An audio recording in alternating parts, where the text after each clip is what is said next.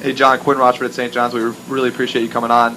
Tell us a little bit about your road to ESPN. Did you always want to be a sports broadcaster? Did you ever think about going into something other than that, whether it's news or anything else? I think it was always probably sports. Growing up, I loved watching, games on TV, listening to games on the radio, reading the newspaper. I was really all in. I would pay attention to graphics and the music people would use. I would, have a tape recorder when I was 11, and I would turn the sound down and play-by-play. I got another tape recorder a few years later, and I'd play music on one and play DJ. So I was always playing with my tape recorder, doing pretend newscasts, DJ, play-by-play of games on TV. And then as I got close to college, I wanted to pick a school that had a campus TV station, radio station, and newspaper, and I could do all those things again. And found a nice small school in Ohio called Heidelberg University. And so I DJ'd for 4 years and anchored sports for 4 years and wrote the school newspaper for 4 years. And so I really had a lot of reps. I picked, picking a small school was great. People go to Syracuse and they go to Missouri, all these big-time schools, but they're not going to probably walk in the door day one and start anchoring sports or maybe have a radio show. But I was able to do that for 4 straight years, so it was great for me to get all those reps. Well, the interesting thing is you also graduated from there with communications and theater arts, too. You want to tell us a little bit about that? That's how they set it up. The major is communications/theater arts. And basically what it was, it kind of entailed 3 things. It was speech, TV, radio, and then theater. And so you had, if you were like a theater emphasis, you wanted to get to the theater, you wanted to be an actor, you wanted to be a director, you work on Broadway, behind the scenes, whatever it was, then you would take a bunch of theater courses and then a little bit of TV, a little bit of speech you had to take. Same thing if you were just a speech guy. Maybe you wanted to go into politics or something, or there were people who were really good at it and get up and give a good presentation. They would go to speech tournaments. They would take a lot of speech classes, and a little bit of TV, a little bit of acting. Well, for me, obviously, I took a bulk of my communication major was radio and TV and film and stuff like that. And then you're required to go to do 1 speech class and tournament, and then 1 acting class, which is what I did. So basically, it was pretty smart because the acting really did. It only took the 1 class, but it's good because it really helps you express yourself, helps you memorize lines, help you maybe even ad-lib a little bit. Throughout the course of I was never in a play, but had I been, you could probably see where actors something might dawn on them to say a line differently or say a different line than me altogether. If it's funny, if they're talented enough to pull that off, that probably happens, I imagine, a lot. And so that teaches you to be quick on your feet. So now when I'm talking to Mark Schlereth or talking to John Truck, it's basically what we're doing. We're acting. We're all just applying real information as opposed to when you act more of a story. There's some acting like you don't get a real story. So it's also history and it's nonfiction. But with me, I can kind of think on my feet, express myself, say something funny with energy, and acting can help you in that regard. So I think they were pretty smart to set up the major that way. We're talking to John Buccigross of ESPN Sportscenter. John, if you were to explain, or at least describe a typical day at ESPN, the Bristol studios, how would you do that? Well, for me, I do the 11 o'clock Sports Centers now, so we meet at 5 o'clock in the afternoon. We get there, we just meet in a room for about 15 minutes and just talk about what we're going to talk about on the show tonight, and what were the big news stories of the day, and then what are the games coming up we want to focus on, and then we just kind of, it gives people a time to give some ideas how to treat something, how to treat a game a certain way, and what ideas they might have. When James Harden makes the first trip back to Oklahoma City, then we might say, hey, why don't we look at some of the great moments using the announcer's voice? We call that like an in-bump, where we kind of just like a 20-second and 30-second piece of video where it's all great James Harden plays with Oklahoma City last year. And then we come on camera to either me or the other anchor and say, well, tonight's the night.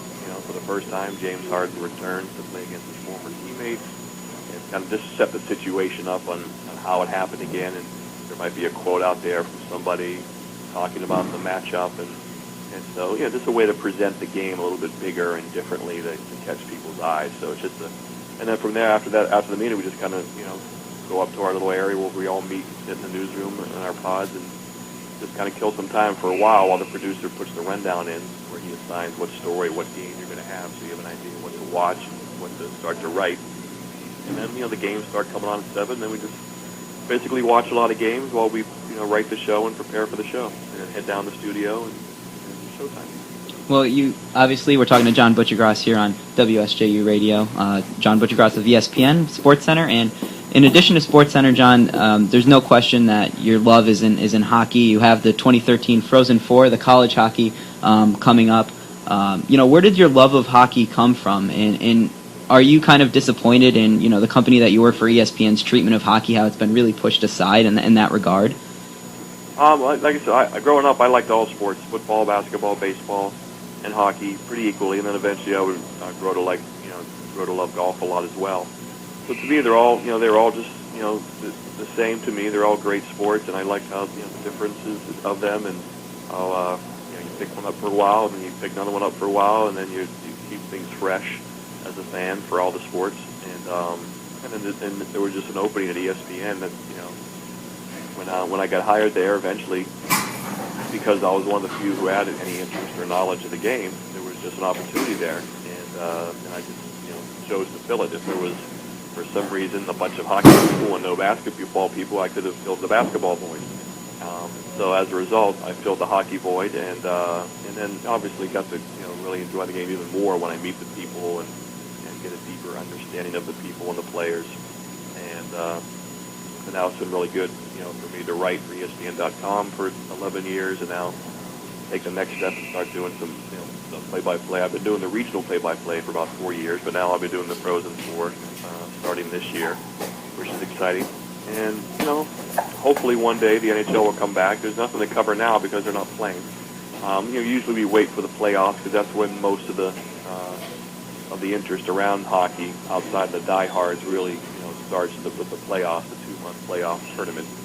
And so that's we cover a lot of that, a lot of the games, and then we go to the finals and send a couple of reporters there. So just the regular season is so long, and we don't have the contract, so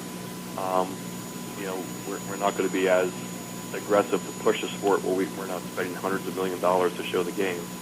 And let's face it, in the fall it's really all about football and college and NFL football until February now. The Super Bowl now goes in February. When I was a kid, it was over in January 20th, but now we've extended it 2 weeks. So it's tough for hockey between college football and the NFL to get a lot of airtime anywhere. And we have the NBA contract, and we spent a lot of money to show those games, so we're going to push that, just like had the NHL accepted our NHL offer last year, then we'd push that. But they went another way.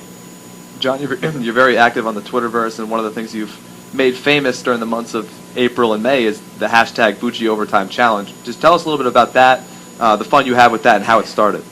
It was just a fun game we used to play back in the old NHL Tonight days, because our show wouldn't start until after the playoff game ended. And so, a game would go to overtime, and we just hope it wouldn't go to 4 overtime so we could go home, but while still trying to enjoy the game. So me, Barry, and Melrose, and Ray Ferraro would just sit in the set. We'd all throw $1 on the set and pick one guy from each team we thought was going to score the overtime winner. One guy would go first. He'd pick a guy, and then the next guy, kind of like a draft, just a real quick 2-person draft. You had one guy each team, and then if your guy scored, you swept the $3 and put it in your pocket. If someone scored that no one had, we just all took our $1 back. So it was a way to kind of kill the time and kind of root for the game. And like any, why people gamble and why they play fantasy football, it just gives the game a little more heightened interest and makes their viewing just a little more acute and a little more fun.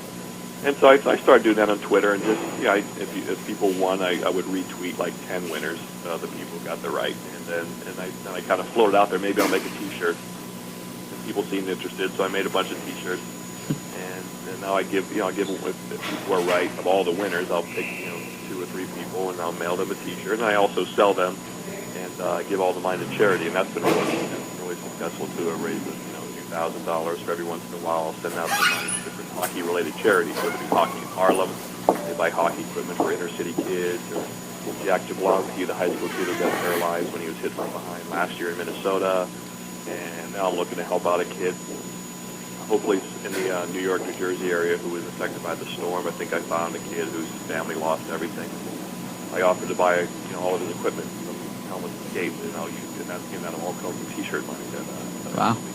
So it's a fun game, and it's just amazing that when a game goes to overtime, and I'll announce the game, because I have to be watching. I can't watch them all, and it's just a flood of entries that come in and a worldwide trend. It's unbelievable. It's funny to see Bucci overtime challenge on a worldwide trend. Beyond out or something, I actually won one of them coming last spring, but I didn't get retweeted and I didn't get a shirt. I was kind of disappointed about that. Yeah, that happens because you get hundreds of people. Yeah. Especially if you pick a really good player. If you're picking Sidney Crosby, then there's going to be hundreds of people. And like I say there are 2 or 3 random winners. It's hard. Yeah, it's got to be hard to pick picking them. like a 3rd or 4th line mucker. Because if he scores, there's only going to be about 8 of you who have him.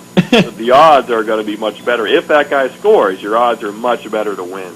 I think I had Sagan in the overtime, which he won against the Capitals. Yeah, that's right. Great to hear you're a Bruins fan too. I am as well. No longer. I love all 32 teams now. Yeah, okay. He's got to be neutral. Yeah, no, he's got to be neutral. I'm kind of a big deal. People know me out there. We're talking to John Buccigross of ESPN. A few more questions before we let him go. We thank him for taking the time out of his day. You tweeted yesterday. You were talking about how they're in the NHL that they have drawn up. I think it's a 48-game schedule, you said, starting in January. So what do you think the likelihood that actually comes to fruition and we have hockey this year? Well, I think that's the last gasp. Obviously, they have to be prepared. And so, it's not a big shocker that's out there. But, like I said, this player, someone in management told him that there's a 48-game schedule that's kind of drawn up. And that's probably true because, if they come to an agreement, they have to be somewhat prepared. Because they want to be able to get going quickly. Because the more games they have, the more money they make, the more money they generate.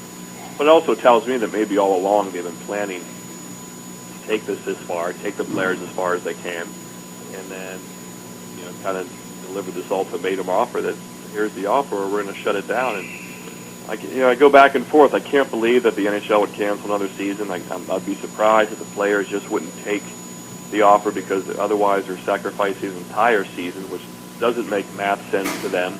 But if they really are competitive and they're digging their heels in, maybe they really want to make a point. Maybe they're going to say, no, we're not going to sign this deal. Sorry. And then we might not have hockey. So, I just can't believe we would lose another season in 8 years. And so that's why I really think in the end that they're going to get this done. And the January 48-game schedule does seem pretty plausible. Well, it seems to me that a lot of public opinion is on the side of the players, actually, not the owners in this case. What's your take on how negotiations are going, or who's in the right or the wrong? It's hard to put that in the terms when you're talking negotiations, but what you think about it? Well, obviously the players know that they had to give. It's just a matter of how much they're going to give. The owners are taking from the pie. That is clear. They're trying to get the revenues down to 50-50. And the players are just trying to get it to go down a little slower, more gradual. It was 57, 58. And they're just trying to get to 50-50. And so now we have to try to figure out how to do that, how quickly. And, maybe they should have got to that point a lot quicker in the summer, or maybe even a year ago. They knew this was coming. They could have worked on this a lot quicker, especially after the NBA made their deal and after the NFL made their deals. They could kind of use those. Like, let's start there, and this is where we got to be. But that didn't happen.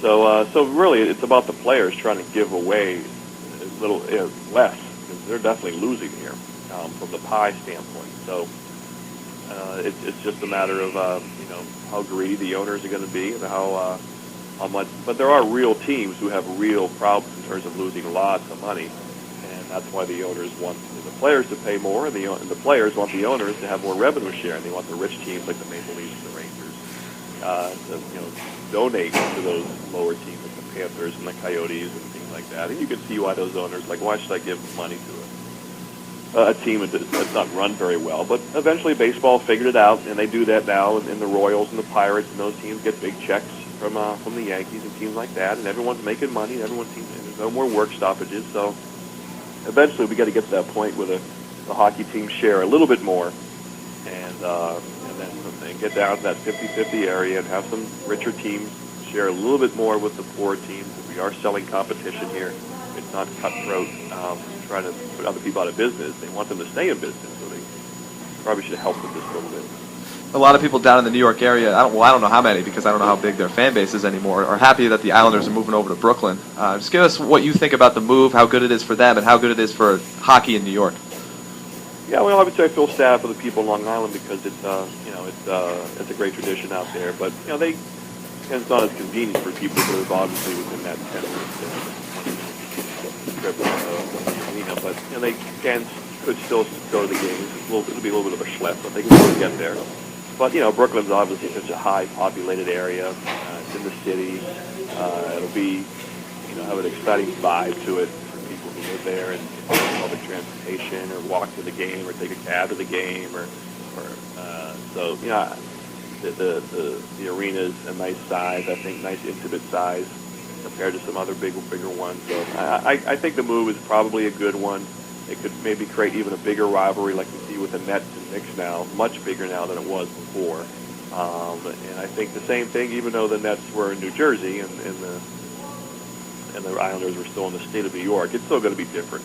And I think it'll amp up the Rangers-Islanders rivalry even more. So I think that'll be good. We're talking with John Buccigross of ESPN. Last question before we let you go, John. You mentioned some of your philanthropic efforts before with the hockey donations. You also work with the You Can Play Foundation. You want to tell us a little bit about that before we let you go? Well, I just wrote an article. Brian Burke, who's the GM of the Maple Leafs, his son, Brendan, wanted to come out via my hockey column as gay, and the reason why he wanted to do that was he wanted to, if there are any people out there who want to get involved in hockey, which was his goal, that he wanted to make it a comfortable environment, that they feel like they could do that. And for me, the story was interesting because his dad was this rough and tough, a guy that really talked about fighting and hard play, and here, his son was coming out as gay, and a lot of people would see that big contrast in that. So I thought that would be interesting. And he passed away 2 months later from a car accident. So his brother Patrick wanted to kind of push the initiative. What Brendan's original goal was to make it comfortable for people to get involved in hockey, whether it be a player or a GM or a scout, because the fear was, you couldn't be comfortable and come out and do that because with the fear of losing your job. So that's what Patrick continues to do this day with You Can Play, and it's been a great initiative. People can Google it and see what they've done so far. Okay, John, thank you very much for your time, and good luck on the 11 p.m. Sportscenter, and good luck moving forward in your career, especially with the Frozen Four. Thanks, boys. Thanks, John. Good time.